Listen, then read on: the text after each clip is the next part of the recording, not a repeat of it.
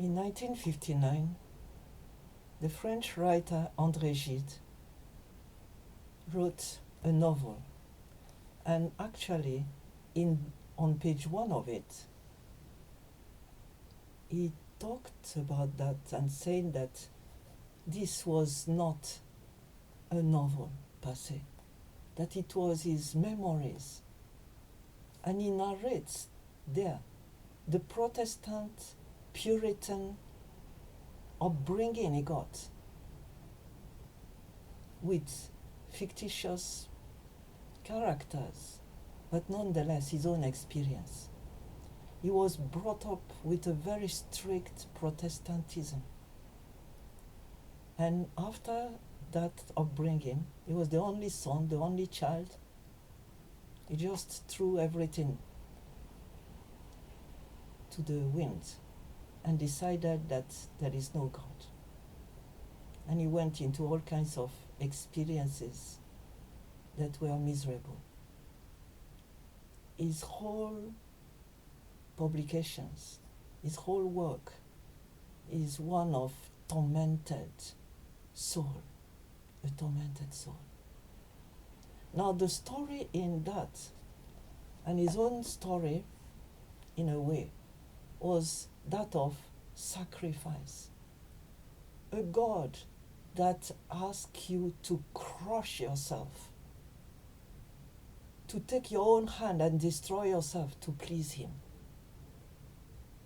And in a way, is the story of how God came to Abraham one day in Genesis and told him, I want you to sacrifice your only son, your beloved. God had given a son to Abraham in his old age, when he was 90 plus. And that son was the hope of Abraham to get a posterity. And that at the time was it was all you dream of. But at that time, the false gods of all the people around were gods that were asking for human sacrifice. And Abraham had to learn a story. So God told him, you see your son, your beloved. And he was just nailing it down. Your beloved, the one you love. Go and sacrifice it to me on the mountain there. Abraham never asked why, how this contradicts what you told me before, God. Is it not you that gave me this son? No. He just said, okay. And he went with the son. And the son was a teenager at that time and told his father, well, we have got the knife, we have got the fire to make the sacrifice, the burnt offering. Where is the sacrifice itself? And Abraham didn't say, it's you, or I don't know. He said, God will provide. He had faith that God cannot contradict himself. A God of love, a God of provision. So they arrived there. Nothing had happened. The situation was exactly the same. So he told his son to lie down on the straw, prepared everything, tied his son, and took the knife. At the very moment he was going to kill his son, God told him, stop. I never wanted you to do that. For God, human sacrifice, whether in a form of flesh or any other, is not what he required.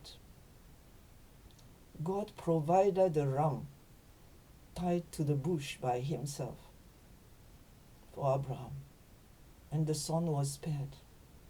And if you look at the story of Isaac, the son, you can see that he followed God wholeheartedly. Human sacrifice, self-sacrifice, is not what God requires. So that title of that novel, The Narrow Door, The Narrow Gate, What is it all about? Jesus talked about it in the Gospel of Matthew, as recorded. Enter through the narrow gate, for wide is the gate and broad is the road, that leads to destruction, and many enter through it. But small is the gate and narrow the road that leads to life, and only a few find it. So there is that door. There are two doors. Just like you have light and darkness, yes and no, life and death. There are two doors, and everybody enters through one. The issue is, which one are you going to choose? How do you know what is in the other side? That is a question that have been asked by many, uncountable number of people. What is the other side? All you see is a door, and you have encouragement to go this way or that way, but you don't know what is the other side. The only person that talked about it with authority is Jesus the Christ, that lived on earth 2,000 plus years ago. The issue is, are you going to believe him? So we see the story of Abraham. Now we take another story. There was a young man when Jesus was on earth that came and said, what can I do to inherit life eternal that you are talking about? And Jesus said, well, you have the commandments in the Bible. Follow them. He was just testing the man. And the guy was so desirous of having that life. And he said, well, I've kept all of them since I was a youth. And maybe you can say the same. Well, I've been good. I've been trying. Just like when I was in the Girls Guides, we had what we called BA, that is bonne action, good deed. And every day you are supposed to do at least one for somebody, and you take, done, good deeds. And you can accumulate them.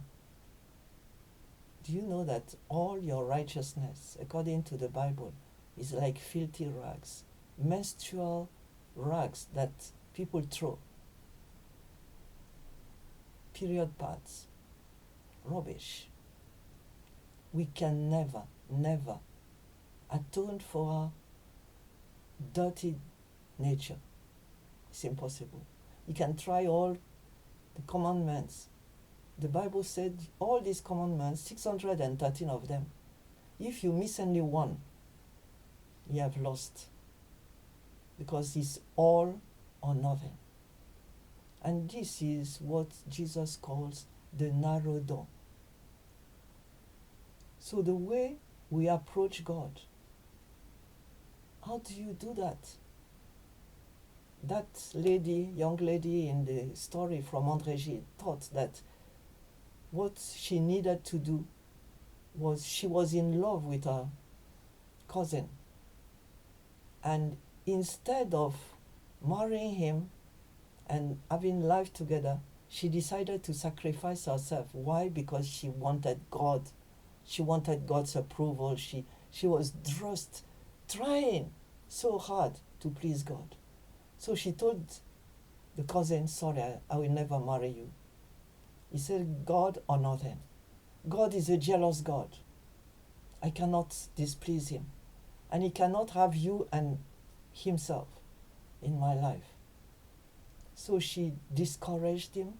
She never married him. She never married anyone else, and ended up dying prematurely of heartbreak. That was a terrible, sad story. Others decide to sacrifice their life in other ways. When I was 18, 17, I wanted to go into a convent because I so loved God. I told God I really love children. I want many kids, but I love you better. I am ready to sacrifice that and the dream of my life for you. And God sent someone to tell me, this door is not the one you are going to find.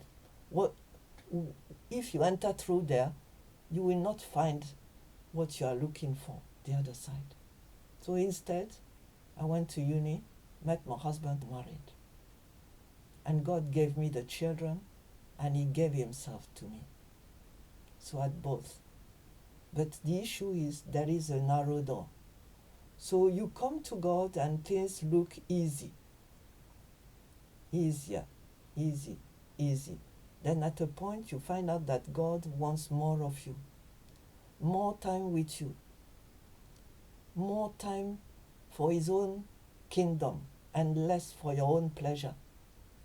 God directs your heart, your looks towards Him and not the rest. Well, He would encourage you to drop that TV program you are watching. He would encourage you to take more time with Him at the expense of other things you were doing. He may even decide to cut short many of those things you were doing. And if you obey, if you drop this and this and that, then you pass through that door, and all of a sudden, there is freedom, there is liberty. Like St. Augustine said, love, and then do whatever you like.